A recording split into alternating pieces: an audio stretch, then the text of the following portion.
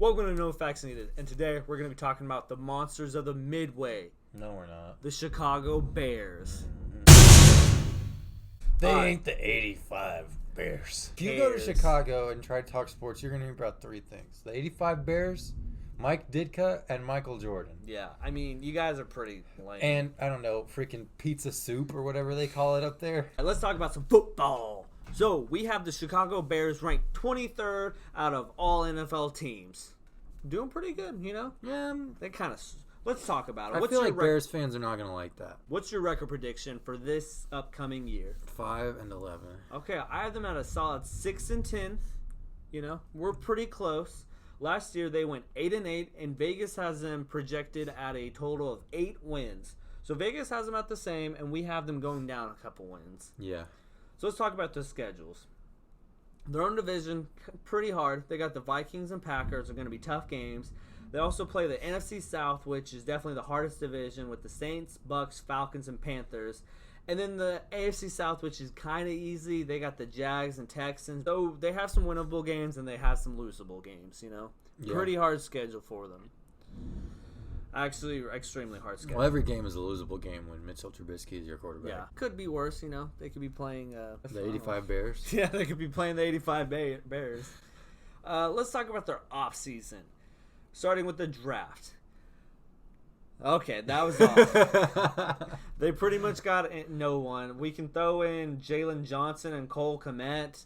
Jalen Johnson might play. Cole Kmet, I mean, he's just one of the 50 tight ends. Gains they got Demetri Harris, Jimmy Graham, whoop-de-doo, both tight ends. They also got Trey Robinson, Robert Quinn, Artie Burns, you know, big old Shalong, Nick Foles, if you know what I mean. Also Jermaine Ifedi, Barkevius Mingo, Ted Ginn, and Tashawn Gibson. Yep. And then they lost Nick Kwiatkowski, Clinton Dix,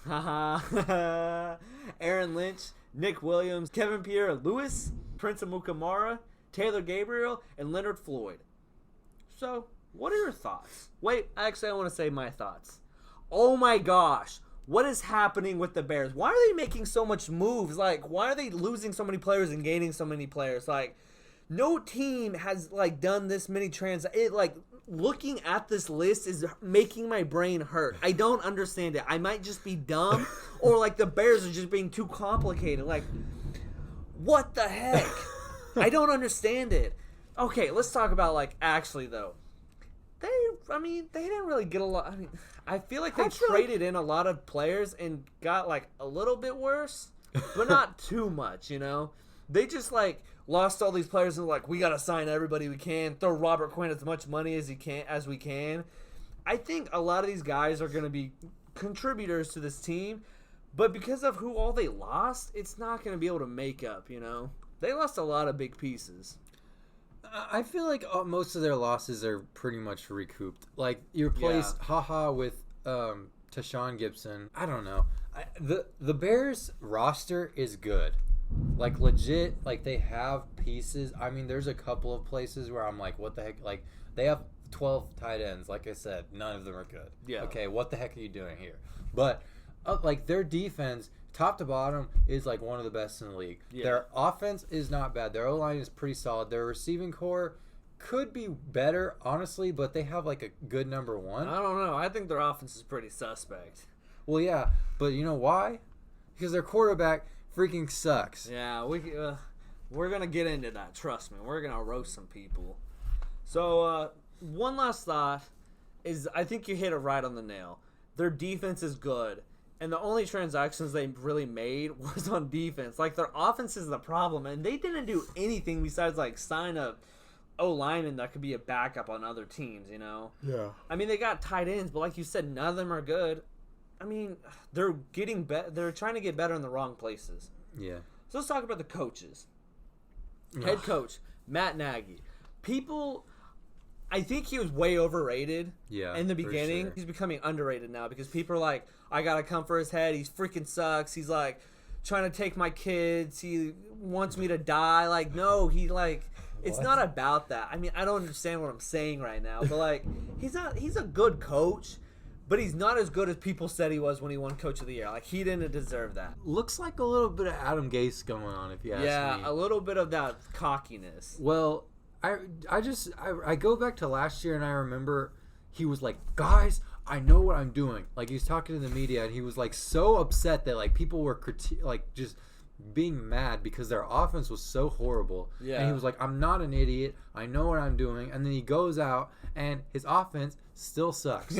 Sure, Matt Nagy, you might not be the worst coach in the league, but like you got to be able to do something. You can't just coach 1 year and then think you made it. Okay, Yeah. You lost in the first round to freaking Nick Foles. Okay, and then guess what you did? You brought him in, and spoiler, don't think he's gonna be that good for you.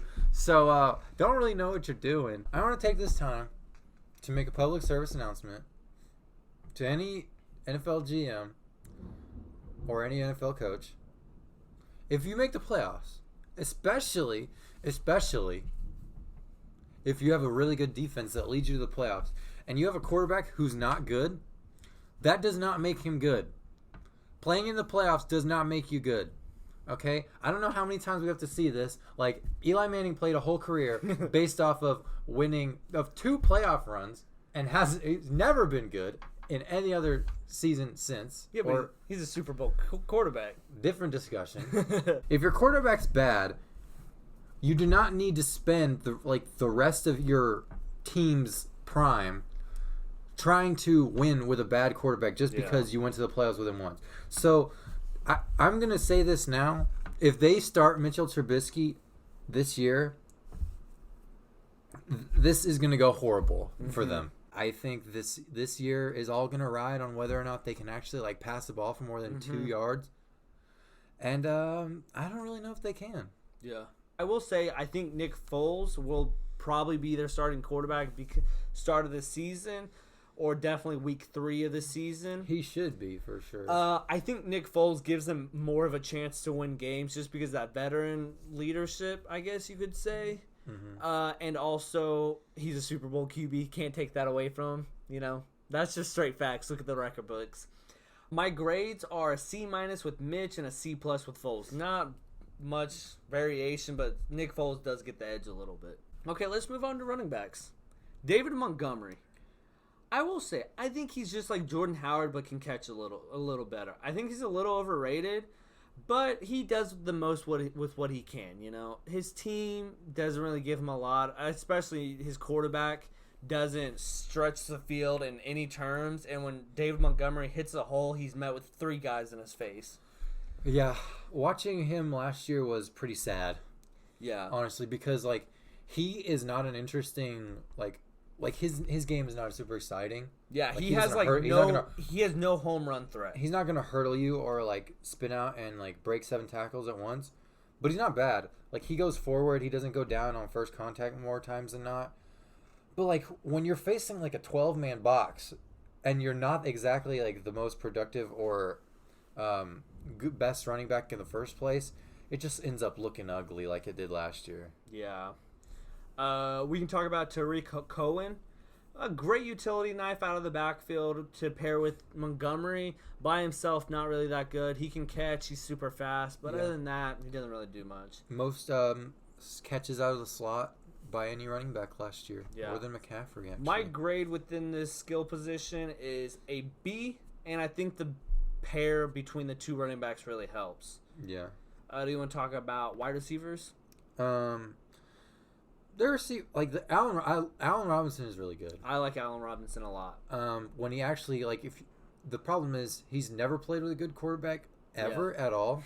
He went from Blake Bortles to Mitchell Trubisky. Yeah. So I don't know how he's not like in a mental asylum, just like having flashbacks all the time, just like balls sailing over his head. But he is really solid. But after him, they don't really have much. Like, Ted Ginn hasn't been able to stay healthy for a couple years running. Anthony Miller has been kind of a disappointment. My wide receiver grade for the Bears is a B-. I like Allen Robinson, but the other guys are really bad. Let's talk about tight ends now. Okay.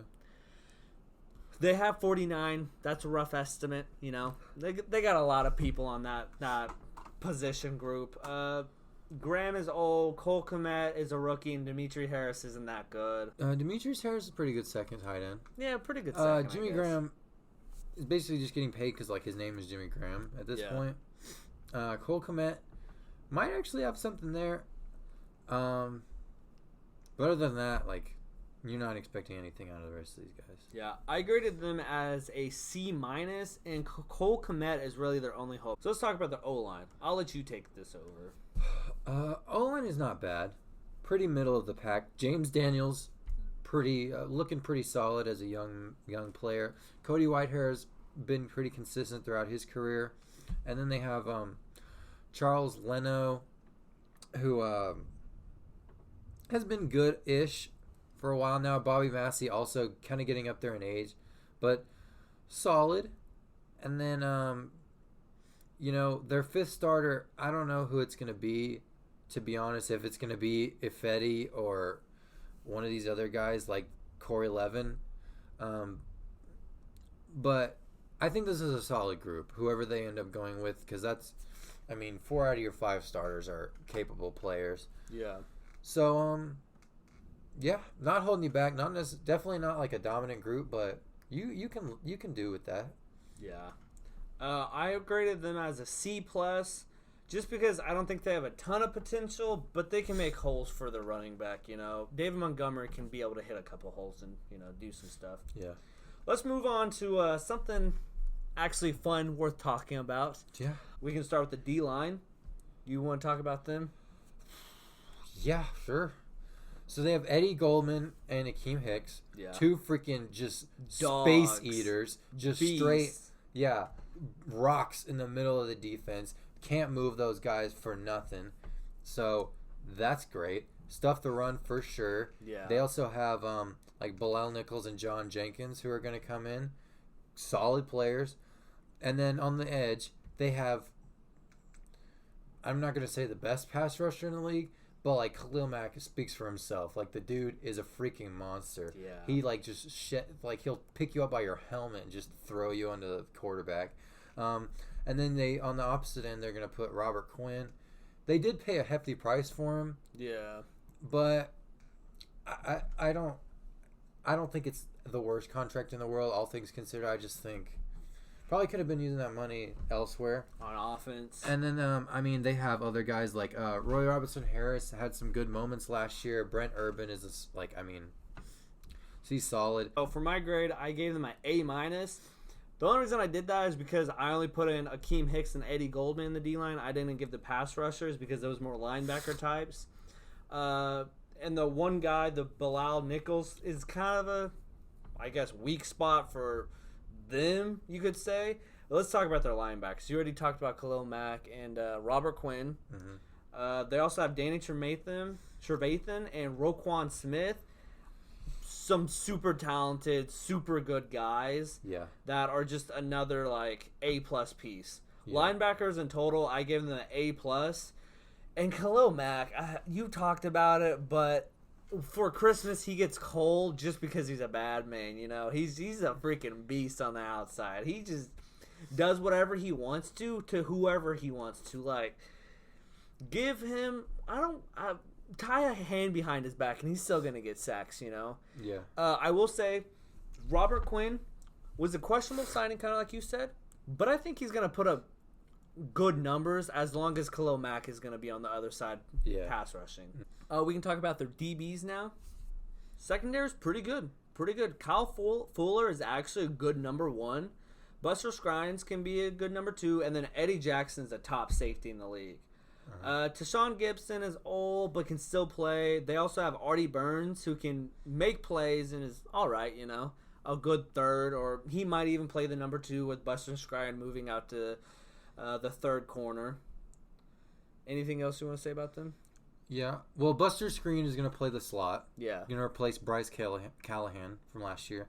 I don't know who their number 2 is going to be. If it's going to be Crawford, maybe Jalen Johnson, maybe Artie Burns. I think it'll be between Artie Burns and Jalen Johnson. But I feel like I trust whoever that's going to be, just because of who else is going to be around him. Whoever their number 2 is probably going to be their worst starter on defense. Yeah. And that's fine. So for the secondary, I gave them a A-, and I said Eddie Jackson and Kyle Fuller are actual playmakers, can actually make some turnovers.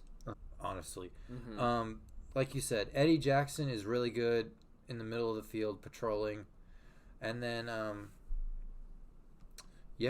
I mean the defense, like we said, top to bottom is one of the best in the league. In terms of just personnel, there's not a lot of groups better. I think they are kind of mixing Vic Fangio a little bit, just because that's when they were at their peak with him 2 years ago when they went to the playoffs. But I mean, this defense took a step down from last year, from the year before. But that's just because like their offense was so bad, it was like killing their defense. Yeah. Like eventually, you just can't. You can't stop them every single time. And when your offense is basically just giving them the ball right back, there's not much you can do. Yeah. So let's talk about their ability to win games and where they are right now. I said they can make the playoffs like they did a few years ago.